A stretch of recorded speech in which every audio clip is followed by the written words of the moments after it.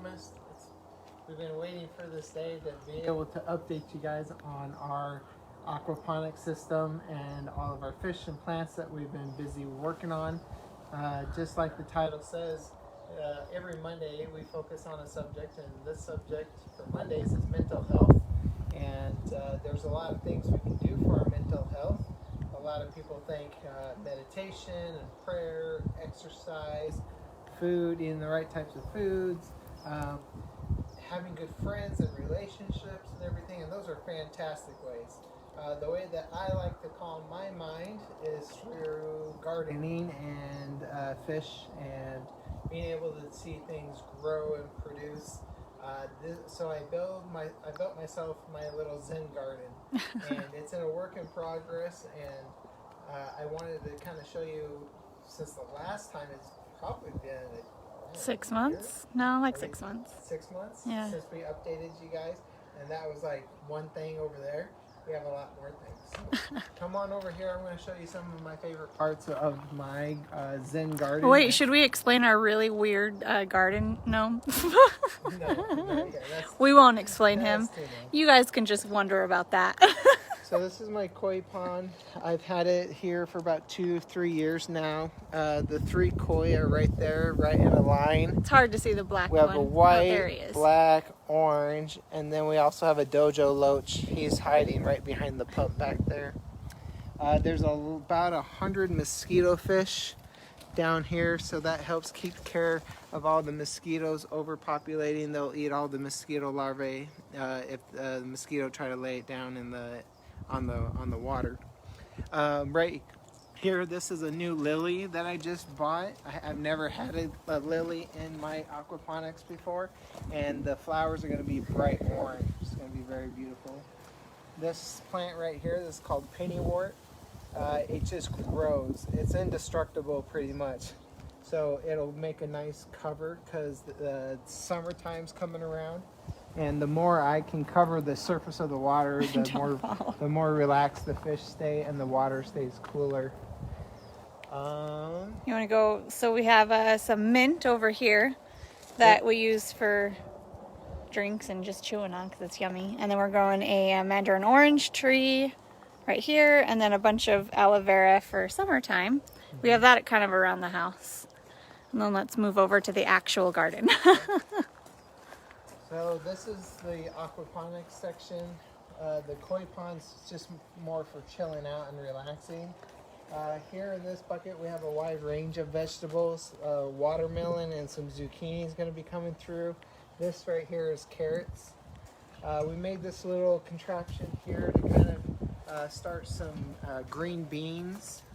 And sweet peas. And sweet peas, so they'll crawl up and become part of the trellis. So we have plenty of room for growth, and all these empty spots all have. Here we have to try and keep all of our plants up off the ground because rabbits. yeah. As you can tell, most things are up off the ground that are edible. Yeah. We got our strawberries going. They do really good. What did you plant in that one? This more, just I don't know. I forgot. I got sidetracked, but this should all come grow out of the pot and then go down on the ground. And I think we have some large like butternut squash and things like that. So just to get them going is half the battle, because like over here, this one was doing great, and then it got too cold one night and it died. So planted a little too early. part of mental relaxation is understanding that sometimes things don't work out. And then our strawberry plant's been producing tons of really good strawberries, but I think the kids might have picked them clean. Oh, there's more growing down there. That'll be good. And then up here we've got sunflowers. These were on the ground, and a rabbit got to them. So we're hoping they come back. So out of about 50 sunflowers that I've ever tried, I have 4 that are actually that tall. Right. All right, so come on over this way. This brings us to our aquaponic bays, where down here we have mosquito fish and tilapia. I feed them every day some fish food. Their waste and their water gets pumped up through this hose, and then it goes into the grow bed. As you can see, we're getting some really good cabbage. And No, spinach. this is Brussels sprouts. Well, yeah, these are Brussels sprouts right here. And then this is spinach. So we got spinach. And then Onion, chives. Chives. And then this is our marbled peppers right there. And then back there we have bell pepper and another type of pepper I can't remember. I found out an easy way to germinate seeds because it gets expensive replacing plants every time a rabbit or a pack rat eats them. Yeah. So I germinate my own seeds. So I'll put a huge tray in my grow bed where the water just gently gets to the bottom and saturates it. So they're self-watering and eventually they'll come out. You can use ice cube trays too. Yeah, I use ice cube trays. I just drilled a little hole, one little hole at the bottom so there's drain. You never want cups. You don't want to put seeds in soil and cup because then it gets swampy and it'll kill it. You need to drill a hole in the bottom so that water can flow in and out. Right? And then here's one of our traps for all the rabbits. No, not the rabbit. That's for the pack rats. Oh yeah, that's right. We have rats too. But they look really like cute little chinchillas. Yeah. This is our second grow bay. We have more spinach in here that's just popping up. This is our tomatoes. Well, we have a regular tomato plant and then this is cherry tomatoes, but it's a little too cold right now. So they kind of look a little sad, but they are producing. So that's just why they look a little purple, is because it's been a little chilly. This is our mature tomato plant. You guys remember how small this plant was? 6 months ago? Yeah, they were like these tiny little sprigs. And it came up to maybe about here. Yeah, well then it decided to grow up and through the netting and on top of the netting. So we're getting a lot of good tomato yield right now. We're Like picking 5 up or 10 a day. 5 or 10 a day. So here's a good example. Oh, you picked it too early. No, it's not too bad. It'll turn a little bit darker. You know, when you grow things in nature, they're not going to be the prettiest, but man, these things pack flavor like no other. Oh my gosh, they taste like sunshine. Yep. But also because they're growing on top of the net, which was supposed to protect them from birds, that's not happening. So I'm actually going to have to cut it all down and start trying to get them to grow inside so that we don't have to share our food with birds anymore. Yeah. Then more in here we have, what is that? Rosemary. No, it's not rosemary. Italian oregano. Yeah, oregano. And then we have a zucchini plant and a yellow squash plant. And then I think that's another zucchini back there. This was my tomatillo plant and a pack rat got in here and ate them. Yep. So good job. And then in here we have broccoli. Lots of broccoli and then carrots in between, kind of randomly starting to pop up. I didn't remember planting carrots in there, but there they are. Anything else? Oh, we have our hibiscus and chili peppers. Chili plant. This used to be in the grow bed, but it got so big and it's competing with the tomato, so I transplanted it into a safe spot here, and it's doing great. They're going to kind of work together synergistically to keep each other cool during the summertime. So. Yep. And then this is just what we do out here to be calm. Yep. And to have some yummy food every once in a while. And then soon we'll be able to harvest our tilapia in here. Some of them are getting pretty big. They should start reproducing here soon. Yep. And they don't do so great when the temperature gets below 60, 50. They start dying. I've lost about 10 of them this season, but yeah. It's a learning experience. We got water heaters. Yeah, I have a little hot rod that I put down in there and keeps it about 70 degrees. Yeah, so I think we'll be able to harvest at least a couple fish here soon. Yeah. Just to see, make sure they taste good. So, like I said, this is the way I choose to relax. Yeah. I mean, it's not the cheapest thing, but I always try to do it on a budget. Hey, but it does save us money to have the veggies. I don't have to keep going to the grocery store. Yeah, the kids love seeing the fish grow. They like snacking on the strawberries when they come out. And they keep coming out here and stealing my cherry tomatoes too. So. And we've planted so many seeds right now that in the next couple of weeks, we're gonna double production. And because I germinated them from a seed, it didn't cost a whole lot. And if a rabbit or a pack rat comes and eats it, I'm only out a couple cents versus the $4 or $5 you have to spend at Home Depot for a plant. And we're just like trying to do a lot of plants, so that way if one gets sacrificed to the critters, we still have more. Yeah, you always have to be willing we'll just to buy donate. 1 or 2 because that's all we'll need. Yeah. No. Yeah. We forgot about the critters. Yep. So we're taking care of our mental Sherry stress. says she can't have her tomatoes. He can't have tomatoes either, which is why I planted a tomatillo plant. And we have so many tomato plants, and then we got his allergies back, and he can't eat any of them. I'm not supposed to, but when you harvest a really beautiful tomato and you just get the dust off of it, oh, it tastes so good to eat. Don't listen to him. That's not real. I've had maybe 2 out of the 100, so I'm doing pretty good, right? Yeah, I guess. If So you guys that's why we grabbed a bunch of the other like peppers and Brussels sprouts and green beans and things like that, because those are foods he can eat. Because before I had all the vegetables he couldn't. So. Yep. And we're going to be very busy in the next couple of weeks because the weather in Arizona is just perfect for getting seeds down and getting things rooted before the summer heat comes and really challenges the system. I can't wait for those watermelon. That's going to be watermelon's really going to be awesome. It's always better when you grow it yourself, right? Yeah. Let's just hope the rabbits don't get to them. Yep. Because they're kind of low. So that's the fun part. If you guys have any questions about how the systems work, I've done videos before on my Facebook. So you can either check that out probably 6 months ago. So you may scroll down a little bit. Yeah. But again, always feel free to ask. I know most things, but not everything. This is a hobby I picked up during quarantine. And now that it's built and it self-sustains, I can pretty much just continue to harvest, and then just as a plant dies or gets eaten, I just replace it. So Sherry's asking, what is the reason a person's allergies change? So your food allergies. Okay, so the way that I explain how food allergies change is we need to understand what a food allergy is first.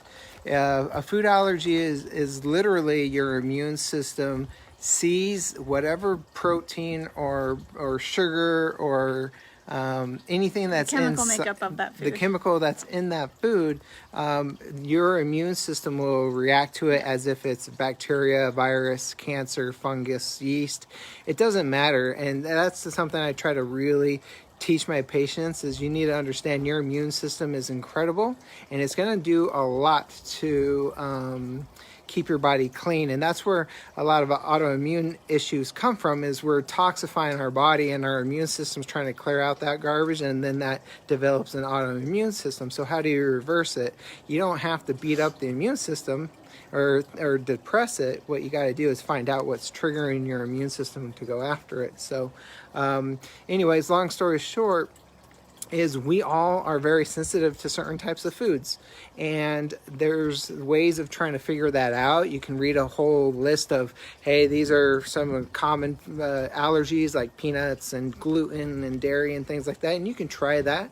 That's what Megan and we did that for a long time. We got some good success, but when we got our food allergies actually tested, it's very specific for me. And then when Megan gets hers tested, it's going to be specific for her. So we all have this different. week I'm getting it done. Yeah, I'm super excited. I don't want to know. Okay.